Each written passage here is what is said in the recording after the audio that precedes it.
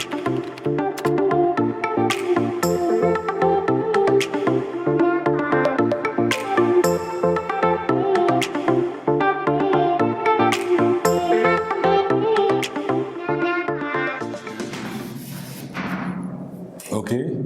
je vais voir ici négociation de l'effet.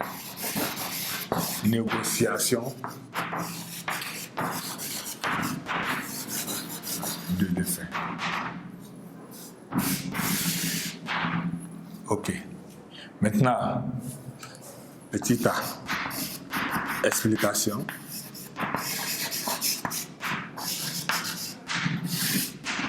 Petit B, traitement comptable.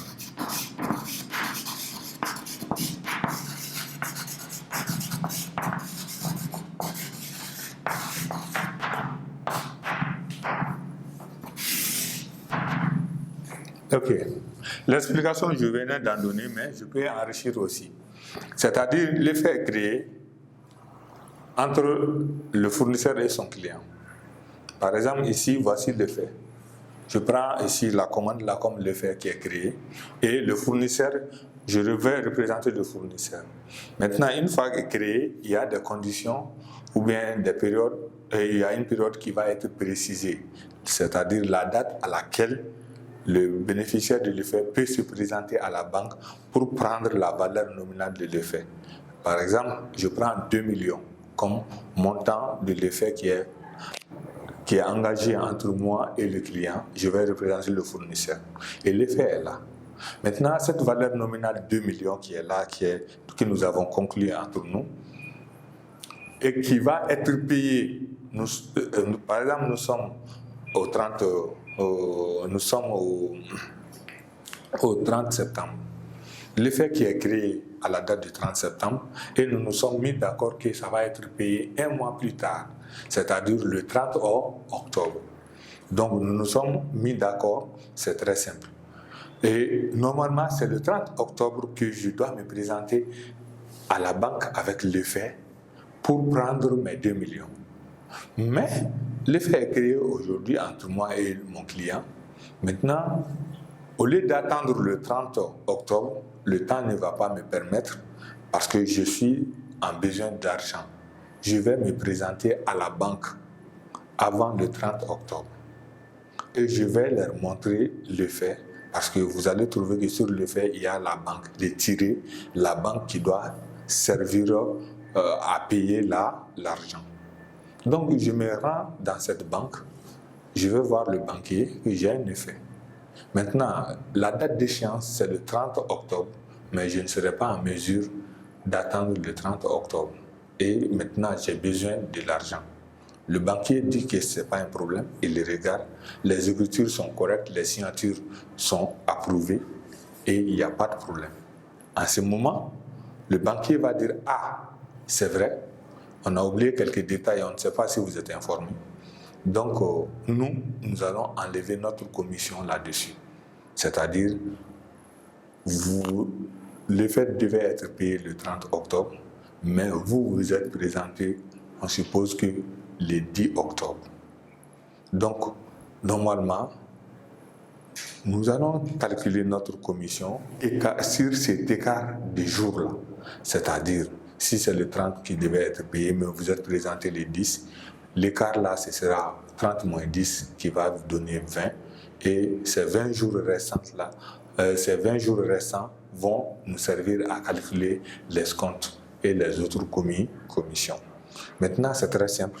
Ces détails-là, nous allons voir ça avec un exemple pratique qui vous donnera plus de détails et de compréhension. Mais pour le moment, nous allons nous atteler à des écritures comptables qui vont être passées et les étapes de ces écritures. Donc, on suppose que l'effet est créé, l'écriture de la création doit être portée dans notre journal. Donc, nous y revenons ici, là-bas, ici. Donc, c'est ça. Je mets ici chez le fournisseur, le bénéficiaire de l'effet. Donc, j'ai procédé au tracé là, du journal que nous allons présenter ensemble, ok? Que nous allons remplir ensemble si possible, ok? Donc, je vois un peu. On vient chez le bénéficiaire d'abord, qui est autre chose que le fournisseur. Et le fait une fois créé, donc nous devons passer l'écriture de la création. Toujours chez le fournisseur, ce sera le 412 contre le 411, ok? Je mets ici le 412 contre le 400 et 411. Client, FA, FR. Je crois que client FA a reçu. Client FA a recevoir. OK. Et ici, je mets ici client tout court avec la valeur nominale de l'effet, la valeur nominale de l'effet. OK. Donc, de la même façon, nous devons passer la même écriture chez les clients, l'écriture de la création.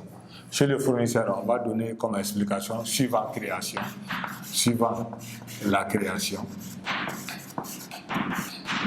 OK. Et on vient chez les clients cette fois-ci. Le 412, le 411 qui est là va devenir le 401. OK. Et le 412 qui est là va devenir le 402. OK, l'explication c'est très simple. Ici, ça c'est le fournisseur. Ici, ça ce sera le fournisseur.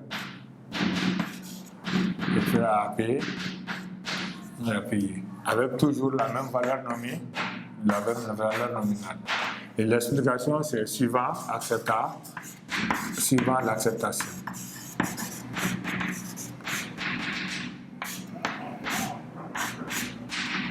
OK. Donc, si chez le fournisseur, c'est la création, vous allez voir que chez les clients, c'est l'acceptation, ok? Donc, juste après cela, on continue avec les réalités. Ça, c'était la première étape, la création de l'effet. Une fois que l'effet est créé, on vient maintenant à la négociation de l'effet. La négociation se fait très généralement dans la banque, ok? Et donc, cette partie de la négociation va concerner le fournisseur, mais le client n'aura pas d'écriture à ce niveau. Donc, on revient ici, date 2, je mets ici la première date, date 1, ici date 1. Ok, je reviens là ici, à date 2. OK. Et la négociation, là, ici, on va voir 415 contre le 412, OK. 415, là, on va dire ici, effet escompté, non échu. C'est-à-dire, on a amené l'effet là à la banque pour bénéficier de l'argent de l'effet. OK? Donc, on suppose que l'effet est en train de traiter. Et au cours du traitement, vous allez trouver que toujours la valeur nominale de l'effet là, c'est ce qui sera comme toujours la valeur qui sera gardée dans nos informations. Donc, il n'y aura pas de changement. Je vais voir valeur nominale, nominale. Ça, c'est chez le fournisseur. Ici, je vais mettre ici. Ici.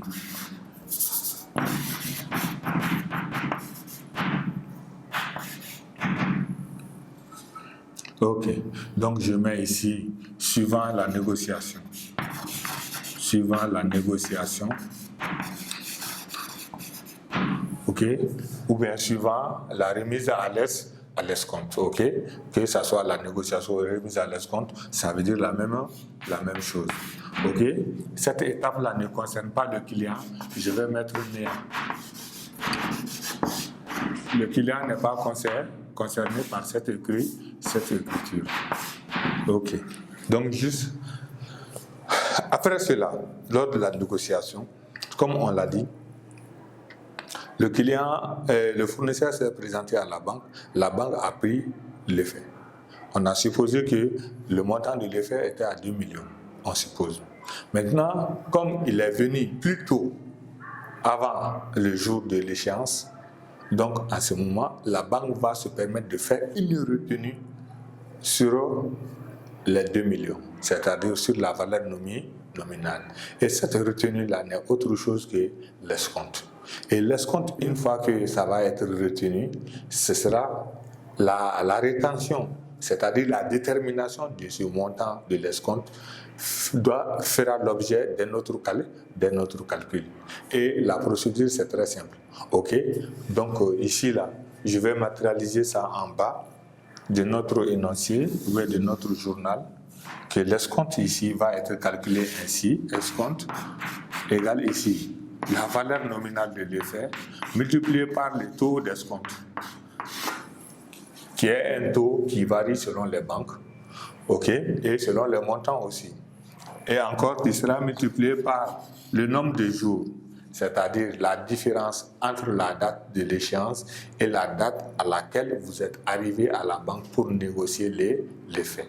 Dans notre exemple explicatif, on avait dit que la valeur nominale de l'effet là qui a été créée entre moi et l'autre là, c'est 2 millions. La date d'échéance, c'est le 30 octobre. Et que je me suis rendu le 10 octobre à la banque pour bénéficier le montant de l'effet. Donc, c'est très simple. Pour cela, le montant, la valeur nominale, c'est 2 millions. Le taux d'escompte, ici, on n'en a pas évoqué parce que c'est la banque qui nous précise cela. On suppose que le taux d'escompte est égal à 10%. C'est très simple. OK? Donc, maintenant, le nombre de jours. Pour déterminer le nombre de jours, on prend la date d'échéance moins la date de la négociation, c'est-à-dire le 30 moins 10. Parce que 30, c'est la date d'échéance, c'est le 10 que je me suis présenté pour la négociation. Je prends 30 moins 10, ça va me donner 20 jours. Donc, le nombre de jours ici, pour le calcul de l'escompte, ce sera 20 jours. On prend la valeur nominale 2 millions multipliée par le taux 10%, multiplié par 20 jours, sera cette fois-ci 36 000, OK? 360 multiplié par 100, OK? Donc, je mets ici 36 000. Donc, la base de calcul de l'escompte, elle se fera toujours ainsi. Et maintenant, comme c'est l'escompte, on suppose que l'escompte est toujours en TTC, parce que ici, une fois qu'on détermine l'escompte, on va déterminer la commission pour pouvoir l'ajouter à l'escompte, OK? Parce que l'escompte est considéré toujours en TTC. Et pour cela, une fois que vous avez déterminé le montant de l'escompte, vous allez aussi déterminer la commission, ou bien le montant de la commission va être donné, OK? Donc, si le taux est donné, on prend la valeur nominale de l'escompte multipliée par le taux. Ça nous permet d'obtenir la commission. Et la commission aussi va être multipliée par 17%, qui est considéré comme le taux sur les activités financières. Avant la réforme, c'était 15%, mais avec la réforme, ce taux est revenu à 17%, OK? Donc, en ce moment, la commission TTC sera ici. La commission hors taxe multipliée par 17,5%. C'est ce qui nous permettra d'obtenir la commission TTC. Et cette commission va être ajoutée à l'escompte et c'est ce qui nous permettra d'avoir le montant de l'escompte. Et pour l'écriture comptable, c'est très simple. On va débiter cette fois-ci. On va débiter cette fois-ci la banque. 521 avec cette fois-ci le net. OK. Donc maintenant, après cela, je reviens ici. L'escompte va être débité 675. OK. Escompte. Avec le montant de l'escompte, je mets escompte. OK. Et maintenant, le 565. Escompte de crédit ordinaire, on va dire SCO. Quand vous regarderez le plan comptable, ça va vous donner plus de détails. On va voir ça, escompte de SCO, escompte de crédit ordinaire va être crédité avec la valeur nominale. Maintenant, à savoir que le net ici, on obtient le montant net en faisant la différence. Le montant net égal à la valeur nominale moins escompte.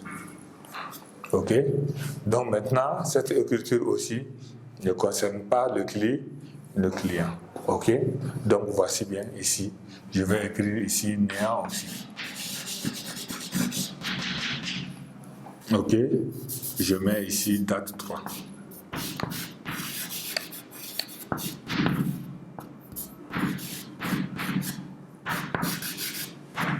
OK. Maintenant, qu'est-ce qui se passe? C'est pas fini. Une fois que toutes ces situations sont effectives, maintenant, la banque va faire ce traitement-là d'abord. Et après cela, si le traitement est fini, c'est le montant net qui va être donné à notre fournisseur. L'escompte là, c'est comme les différentes commissions et les traitements effectués par la banque. La banque va faire une retenue de l'escompte. OK? Et le montant de l'effet là, qui était la valeur nominale, est connu aussi. Maintenant, une fois que ce traitement est fini, la banque peut virer le montant au compte du fournisseur. Et en ce moment, elle va adresser un avis de crédit au fournisseur, l'informant que le montant, le fait dont il avait amené a été traité et que déjà il va recevoir de l'argent dans son compte. Ça, c'est un avis de crédit. Donc, après cela, elle va aussi informer les clients que le fait est arrivé à leur niveau, ils ont traité le fait. Et à ce moment, le client va avoir un avis de débit, c'est-à-dire spécifiant que, l'informant qu'ils ont procédé au paiement du fournisseur avec la même valeur. Donc, en ce moment-ci, le compte de la banque va être crédité chez le client et en ce moment au profit d'un effet de commerce. Donc, en ce moment, on peut débiter ici la date. Ici, là, la date 3 ne concerne pas. Donc, ici, je vais mettre ici. Si je veux ici, je mets la date 1, la date dernière. La date 3 aussi. OK. Bien, OK. OK. Ici, on va trouver la date 4. On va trouver cette fois-ci, la banque va être créditée et l'autre là, le fournisseur va être débité. Fournisseur. Je fais à payer, OK. Contre ici, le 521, la banque.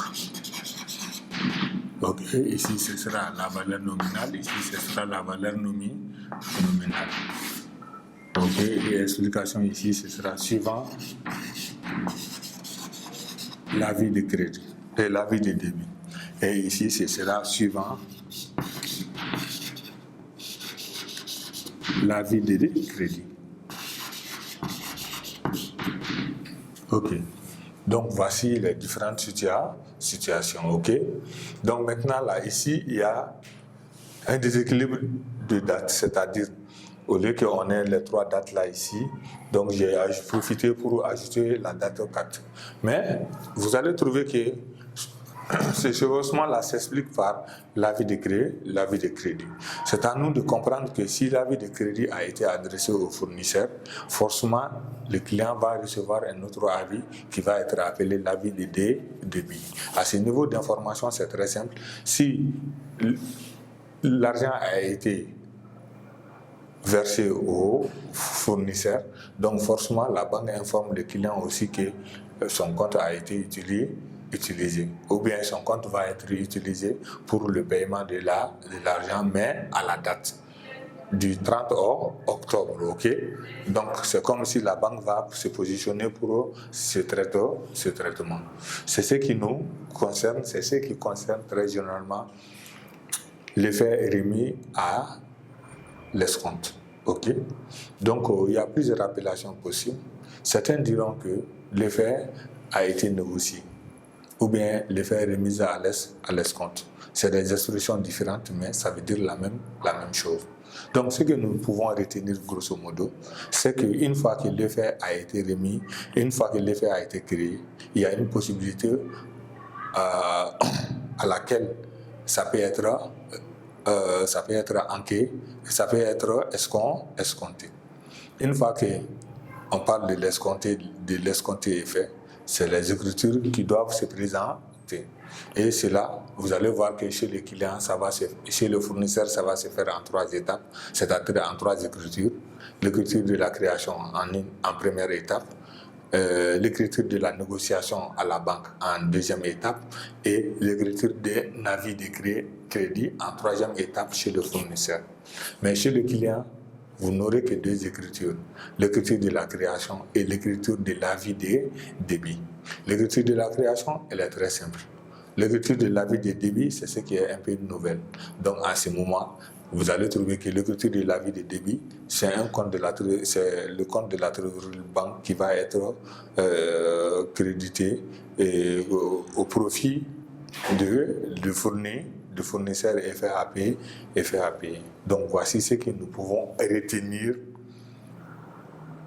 de l'effet remis à l'escompte. Donc, ça, c'est la 2e possibilité. Mais ce n'est pas fini. Au lieu de procéder à l'encaissement ou à l'escompte, il y a une 3e possibilité aussi qui peut aussi se présenter. C'est ce que nous allons voir. Et cette 3e possibilité n'est autre chose que l'effet remis à l'endossement. Très généralement, comme l'effet est créé entre 2 personnes, mais quand on parle de l'endossement, ça veut dire qu'il y a une 3e personne. C'est-à-dire que le fournisseur, qui est le bénéficiaire de l'effet, va se permettre de payer une nouvelle personne, c'est-à-dire un autre opérateur économique ou bien un autre acteur économique, avec le même effet qui a été créé entre lui et son client. Donc voici ce qui est appelé endossement.